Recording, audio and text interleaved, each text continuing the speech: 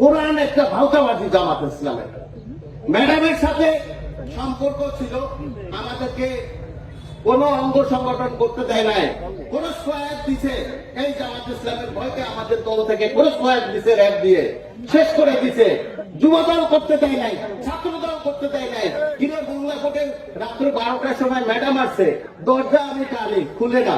Madam গিয়েছে, তার এক ছেলে আছে। কে ছেলে? আমি কে ছেলে? কে? মুজাহিদ সাহেব তার ছেলে। সে আসছে, ম্যাডামের দরজা খুলছে, তারপরে নামছে। দেখেন এত বড় কি করছে তারা, ম্যাডামকে সম্মান দিছে, তারা এইভাবে তারা দখল করে নিছে। স্টেজে যাবেন ওই সময়, ম্যাডামের ওই সময় ভোরবেলা ফজরে নেওয়ার সময় যে দেখবেন যে তারা দখল করে স্টেজ সামনের কাতারে সব দখল করে আছে। বিএনপিদের কোনো পাত্তা ছিল না।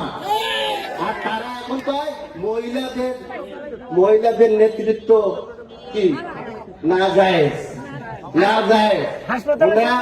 হাসিনা